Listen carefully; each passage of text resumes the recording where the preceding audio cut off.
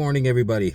A couple things to talk to you about. So first of all, I did part 2 of the Black Mesa Blue Shift series last night. We got a lot of the modeling done. The only thing that's left to do is that light that is over the door. I've made some tweaks to it, and I actually added a couple of small things, like just like clamps on pipes. I don't know, just for a little bit more detail, but I don't know if I'm straying away from the original concept or not. So I'll decide if I'm going to keep that. And I've done whatever tweaks I needed to do. So everything is in good shape for that. So we're going to come back very soon, hopefully tonight. It's early morning. And hopefully tonight, and get that light above the door done. And then move on, start unwrapping it and start thinking about textures. The other thing I wanted to talk to you about is, for those of you that are part of the Zero Bio Discord, I'm finding it difficult to juggle everything. My kids, my dogs, my wife, let's not forget her, myself, the YouTube channel where I'm talking to you right now. That's my main hobby thing.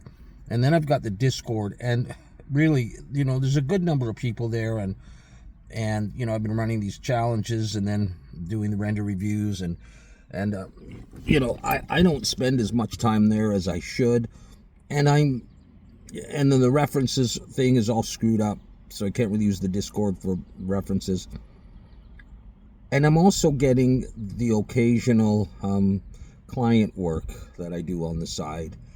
And I'm not sure that I am going to be able to continue to host the Discord. I'm seriously considering shutting it down. I'm sorry to say that. And just focusing on the YouTube stuff, maybe a Patreon at some point. There's just a lot on my plate. I'm supposed to be retired, but I've got 2 young kids, and I sometimes go through my phase where I go, I'm tired, I'm taking a break, or I'm blocked, or whatever. And I'm just busy, and I love doing the Blender stuff for you. And I love to try to do a video every night or every couple nights if I can.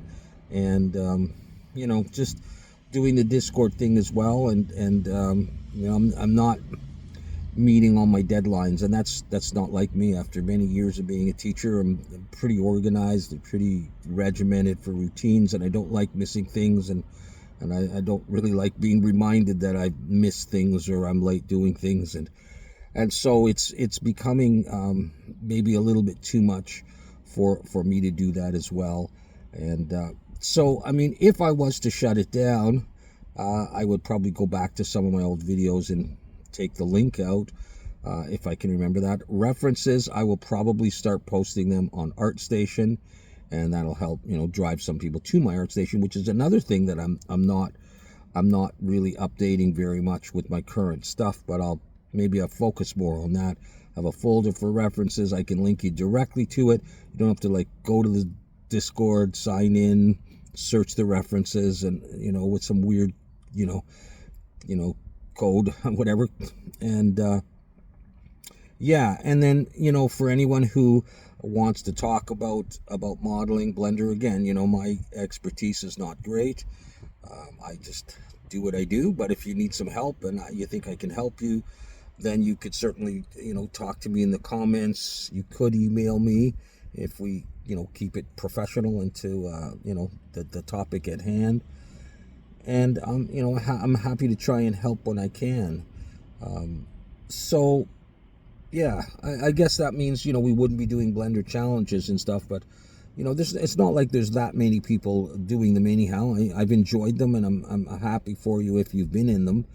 And, but this is just what I'm contemplating, and I think there's a good chance that I might go down that route and just leave the Discord behind, focus on the YouTube videos, which was the original thing that I was doing, and providing references when I do on ArtStation, maybe beefing up my ArtStation. I'll consider a Patreon if I feel I've really got something to offer that's extra above and beyond what I'm doing right now. So yeah, feel free to comment if you want about that. You don't have to. It's up to you. And there was something else I was going to say. I was just going to say, people sometimes are asking me what version of Blender I'm using or Substance Painter or whatever, and they're kind of wondering why I'm not, on the cutting edge of things. Well, first of all, I'm almost 63 years old. I'm sort of somewhat set in my ways. When I find something that works and I know how to use it well, I'm hesitant to jump to the next thing and reinstall my all my add-ons or plugins, whatever, and reset up anything I need to and learn new keystrokes. Also, I can have a few new features that I may never use. And so this is why you see me using Flash sometimes. I don't have Photoshop right now. I've had it in the past. And I've got Affinity Designer and I've got a few other things, but I kind of go back to the things that I know, the things that work for me, which isn't always great maybe for a tutorial, but for my own personal use, it's fine. But as far as Blender goes, the other thing I find, so I think I'm using version 3.2. It's working just fine for me. I've also got version 4, and last night I got version 4.2, the new one. And both 4 and 4.2 are not running well on my system. I have a good computer. I have a lot of RAM. I have a good video card and a relatively new system. And I'm finding both of those very slow, occasionally freezing up or crashing. And I don't know why. I'm going to keep going, and I'm going to look at my computer setup and stuff like that. But I'm not that anxious to change. I mean, I really want the new Eevee, and so I won't give up. But I find myself, I just go back to the version that I have. That works. It does everything that I need it to do. I've got all my add-ons that are working fine, and I have no reason to update. Now, Substance Painter has some features that I would like to be using in the newer versions for stitching and for cylindrical projection and stuff, but I find other ways to get around that. I have to set up my paths for all my alphas. I've got all kinds of other things that when I load up the new one, I can't find the libraries for them. I'm obviously not all that bright sometimes, and it takes time, it takes thought, and I'm tired by the end of the day. And so, I end up going, you know what, I'm just going to use version 2020 for Substance Painter. I've got all my smart materials, everything's there, it works fine, and if I can't do stitches, I'm not going to use stitches.